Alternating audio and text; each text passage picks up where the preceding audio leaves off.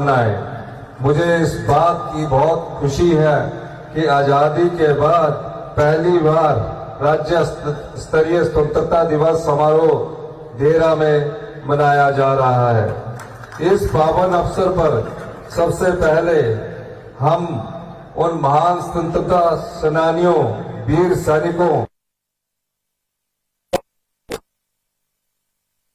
करते हैं जिन्होंने देश की आजादी के लिए अपने प्राणों की आहुति और सर्वोच्च बलिदान दिया।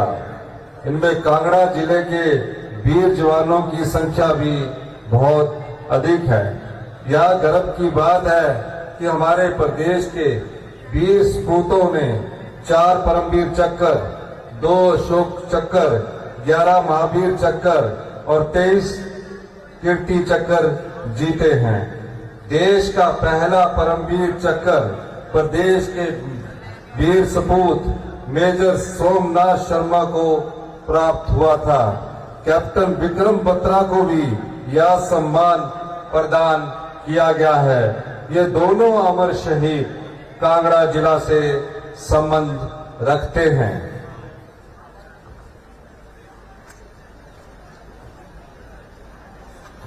हिमाचल प्रदेश के ही कर्नल DS थापा, सूबेदार मेजर संजय कुमार को भी परमवीर चक्र से नवाजा गया। हमारी सरकार वयोवृद्ध स्वतंत्रता सेनानियों, सैनिकों, पूर्व सैनिकों तथा उनके परिजनों को हर संभव सहायता प्रदान करने के लिए प्रतिबद्ध है। हिमाचल प्रदेश जब अस्तित्व में आया उस समय गरीबी और साधनों की कमी जैसी कई चुनौतियां थी, लेकिन हिमाचल के मेहनती और ईमानदार लोग बुलंद हौसलों के साथ विकास के पथ पर आगे बढ़ते रहे। हमारे लिए गौरव की बात है कि हिमाचल प्रदेश आज दूसरे पहाड़ी राज्यों के लिए विकास का आदर्श बनकर उभरा है। प्रदेश की जनता के भरपूर सहयोग और आशीर्वाद से दिसंबर 2022 को कांग्रेस सरकार ने राज्य में जन सेवा का दायित्व संभाला। मेरे लिए यह सौभाग्य की बात है कि मुझे सरकार का नेतृत्व संभालने का अवसर प्राप्त हुआ। 20 महीने के छोटे से कार्यकाल में हमने आर्थिक, राजनीतिक और आपदा के मोर्चों पर तीन चुनौतियों का मजबूती के साथ सामना किया। मैं सभी प्रदेशवासियों का हार्दिक आभार प्रकट करना चाहता हूं। आपने हर हाल में वर्तमान कांग्रेस सरकार पर अपना भरोसा बनाए रखा और भरपूर सहयोग दिया। आप जानते हैं, लोकतांत्रिक रूप से चुनी गई सरकार को अस्थिर करने के लिए कई साजिशें रची गई। धनबल के सहारे प्रदेश की सरकार को गिराने के लिए बहुत षड्यंत्र रचे गए। प्रदेश पर उपचुनावों का आर्थिक बोझ पड़ा और 4 महीने तक विकास परियोजनाओं की गति रोकने के भी प्रयास हुए, लेकिन आपने इन साजिशों को कामयाब नहीं होने दिया और लोकतंत्र को मजबूत करते हुए धनबल को हराकर जनबल की जीत का परचम लहराया। हमारा संकल्प है हिमाचल आर्थिक रूप से आत्मनिर्भर बने और आने वाले 10 वर्षों में देश के सबसे समृद्धशाली राज्यों की सूची में शामिल हो। मुझे यह बताते हुए खुशी हो रही है कि हमने आबकारी नीति और नीतिगत बदलाव लाने जैसे कई साहसिक फैसले लिए हैं। नीतिगत बदलाव से केवल एक ही वर्ष में 2200 करोड़ रुपए से अधिक का अतिरिक्त राजस्व प्रदेश के लिए अर्जित हुआ है। हमारी सरकार ने प्रदेश के हितों को अदालतों में भी पूरी मजबूती के साथ पैरवी की है। इन प्रयासों से Adani powers, wild flower hall hotel जैसे मामलों का फैसला हिमाचल प्रदेश के पक्ष में आया है। राज्य की आर्थिक स्थिति धीरे धीरे पटरी पर आ रही है, लेकिन इसमें कुछ समय लगेगा, जिसमें आप लोगों के सहयोग की जरूरत है। हिमाचल सरकार को गंभीर आर्थिक चुनौतियों से जूझना पड़ रहा है, क्योंकि पिछली सरकार ने अमीर गरीब दोनों को एक बराबर सब्सिडी देने की प्रथा शुरू कर दी।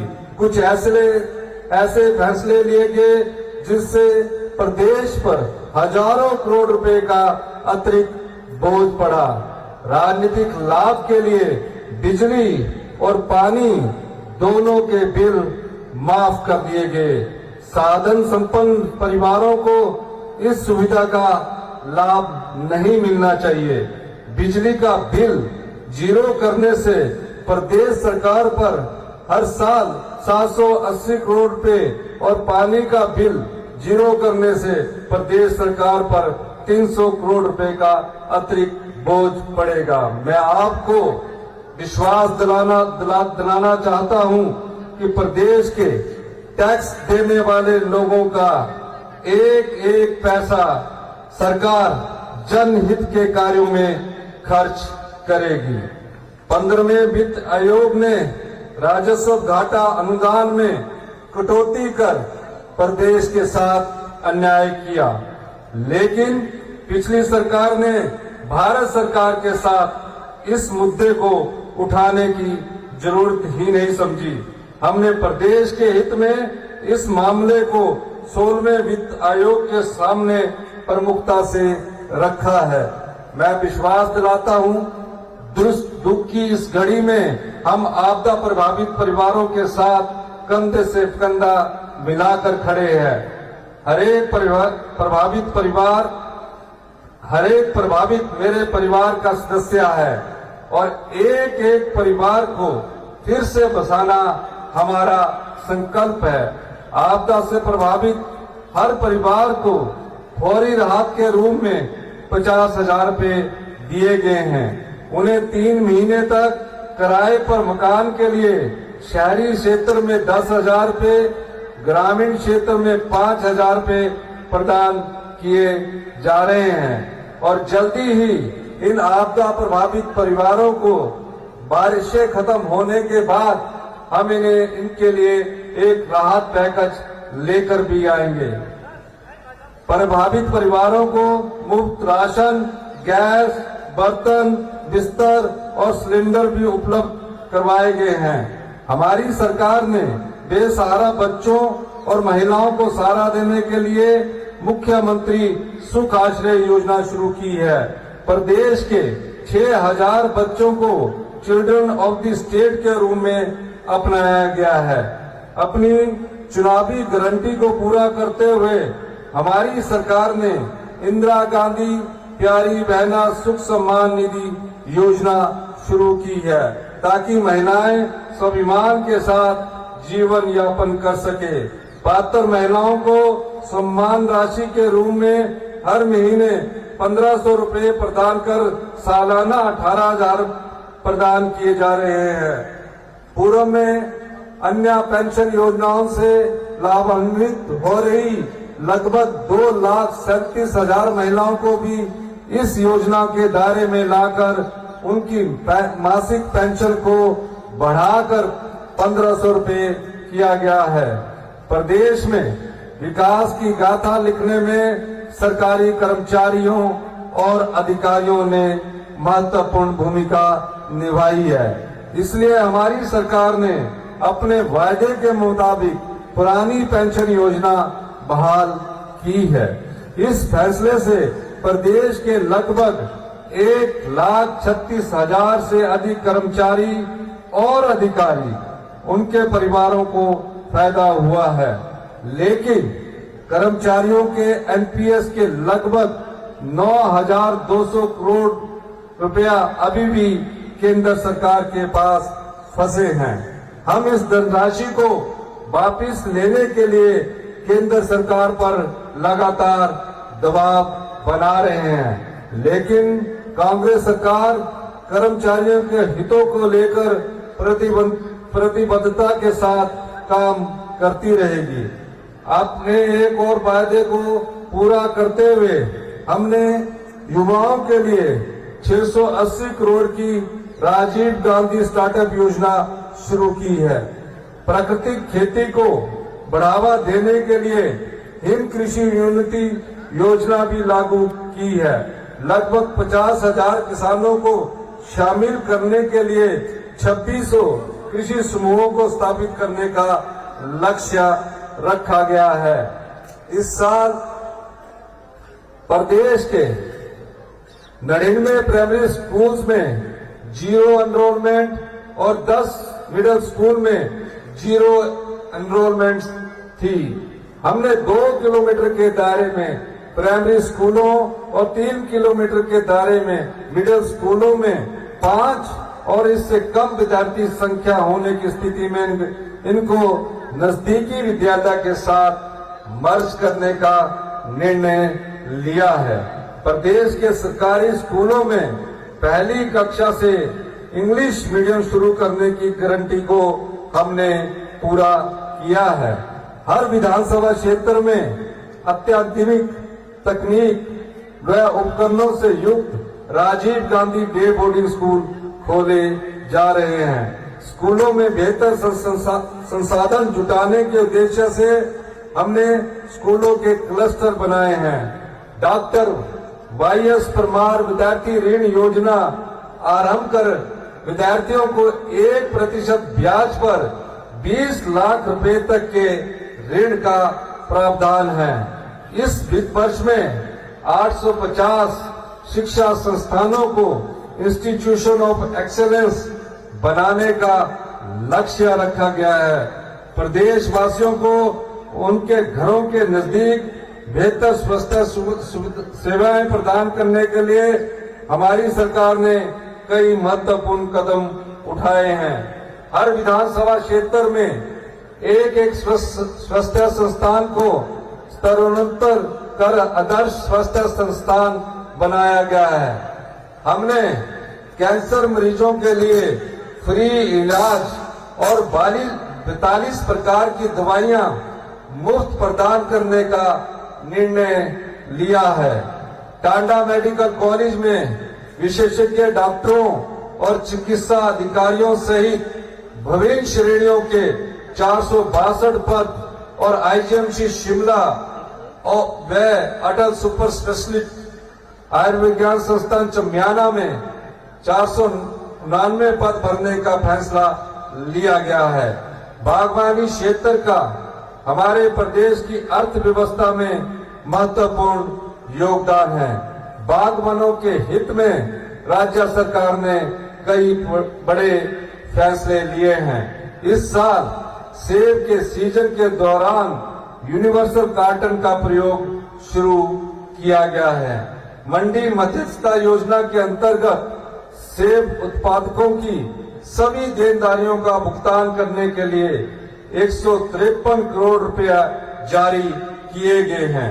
इसमें पिछली सरकार की 90 करोड़ रुपए की देनदारियां भी शामिल है। इस साल भी सेब, आम और नींबू प्रजाति के फलों को 12 रुपए के समर्थन मूल्य पर खरीदा जा रहा है।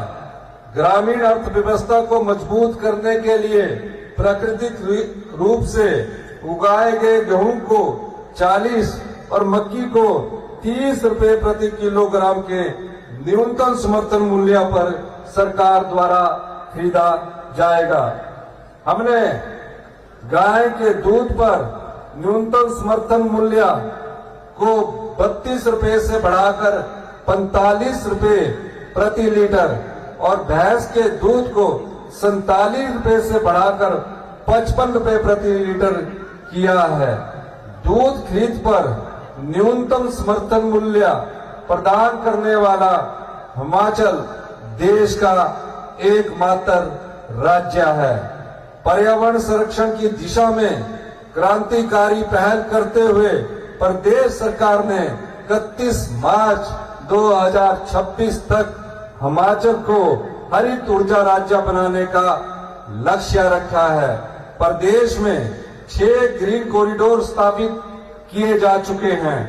सोलन जिला के नालागढ़ में ऑयल इंडिया कंपनी की भागीदारी के साथ ग्रीन हाइड्रोजन गैस के उत्पादन के लिए 1 मेगावाट का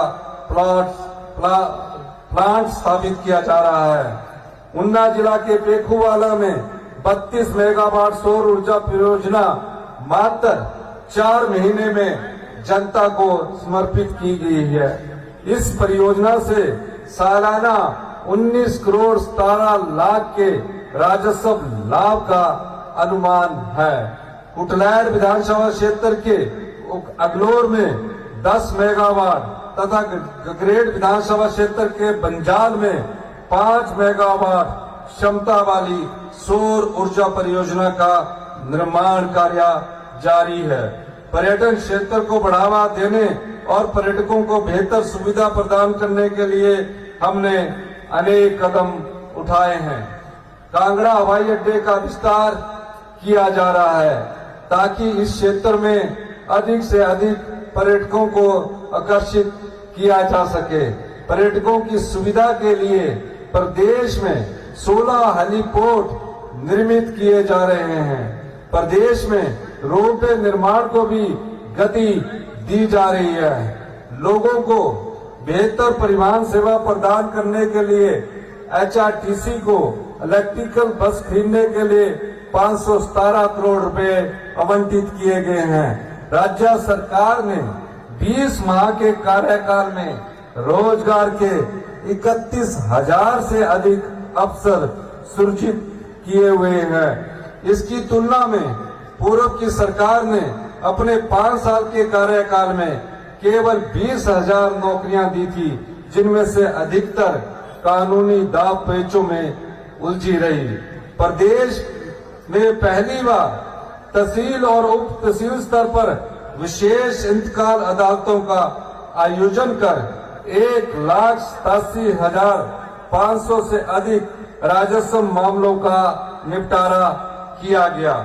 इस व्यवस्था से आम आदमी को भूमि से जुड़े मामलों में बार बार सरकारी कार्यालयों के चक्कर काटने से राहत मिलेगी। प्रदेश सरकार ने विभिन्न अंतर्राष्ट्रीय प्रतियोगिताओं में किए पदक विजेताओं के लिए भी पुरस्कार राशि में भी वृद्धि की है। अवैध खनन रोकने तथा वैज्ञानिक खनन के माध्यम से प्रदेश के राजस्व में वृद्धि के लिए सरकार नई नीति लाई है। मैं हिमाचल वासियों को विश्वास दिलाता हूं, व्यवस्था परिवर्तन से हम आत्मनिर्भर हिमाचल की ओर कदम बढ़ा रहे हैं।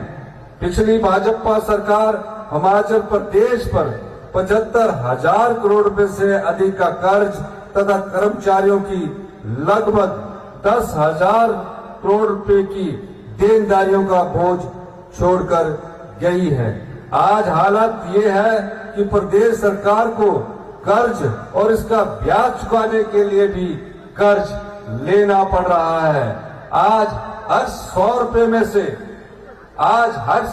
में से वेतन पर 25 रुपए, पेंशन पर 17 रुपए, ब्याज पर 11 रुपए, कर्ज अदायगी पर 9 रुपए, स्वास्थ्य संस्थानों की ग्रांट पर 10 रुपए और बचे हुए 28 रुपए कैपिटल एक्सपेंडिचर और विकास की अन्य गतिविधियों पर खर्च किए जा रहे हैं। प्रदेश की वर्तमान कांग्रेस सरकार कांगड़ा के विकास को प्राथमिकता प्रदान कर रही है। कांगड़ा जिला ने देश को अनेक महान विभूतियां दी, जिन्होंने देश की सेनाओं के साथ साथ अन्य प्रमुख क्षेत्रों में प्रमुख योगदान देते हुए देश का नाम रोशन किया है। भारत के राष्ट्रीय गान की धुन तैयार करने वाले कैप्टन राम सिंह की जन्मभूमि भी कांगड़ा जिला रही है। कांगड़ा जिला महान स्वतंत्रता सेनानी पहाड़ी गांधी बाबा काशीराम की भी जन्मस्थली रहा है। धर्मशाला में भव्य युद्ध संग्रहालय विकसित किया जा रहा है। काफी समय से लंबित 663 करोड़ रुपए की फीना सिंह सिंचाई परियोजना को मंजूरी दिलाई गई है। 234 करोड़ रुपए की सूखाहार सिंचाई योजना भी मंजूर करवाई गई है, जिससे शाहपुर और ज्वालिस के 22 गांवों को फायदा होगा। जिला कांगड़ा को हिमाचल प्रदेश की पर्यटन राजधानी के रूप में विकसित करने के लिए कई महत्वपूर्ण योजनाओं पर कार्य जारी है। पौंग बांध क्षेत्र में पर्यटन गतिविधियों को बढ़ावा देने के लिए 100 करोड़ रुपए की योजनाएं प्रस्तावित है। कंदरौड़ी में 268 करोड़ के बड़े निवेश वाला उद्योग स्थापित किया गया है। देरा के लिए पुलिस जिला मंजूर किया गया है।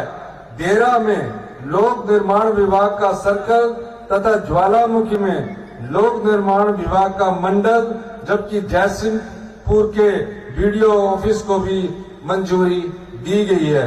ज्वालामुखी के लुथान में सुख आश्रय ग्राम परिसर बनाया जा रहा है। प्रदेश में पहले चरण में बनने वाले 15 राजीव गांधी डे बोर्डिंग स्कूलों में से 8 कांगड़ा जिला को दिए गए हैं। मैं आपको विश्वास दिलाता हूं कि प्रदेश के विकास और जन कल्याण में हमारे संकल्प में खराब आर्थिक स्थिति को रुकावट नहीं बनने दिया जाएगा। हमारी सरकार ने प्रदेश की वित्तीय स्थिति को सुधारने के लिए लगातार काम किया है। अभी भी बहुत काम करने की जरूरत है। आर्थिक मुश्किलों के बावजूद हमने कर्मचारियों के हित में बहुत से फैसले किए हैं।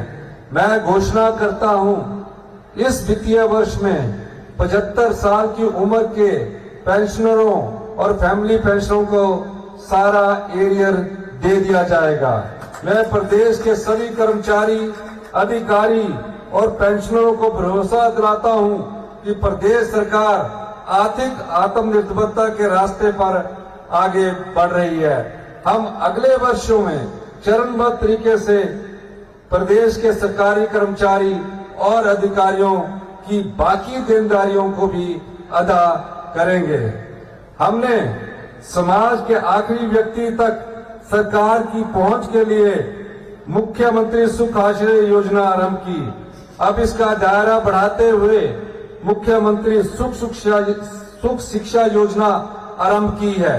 इस योजना के तहत एकल नारियां, विधवाएं, निराश्रित, परित्यक्त महिलाएं और विकलांग माता पिता के 18 वर्ष तक की आयु के सभी बच्चों को 1000 रुपया प्रति माह सहयोग राशि दी जाएगी।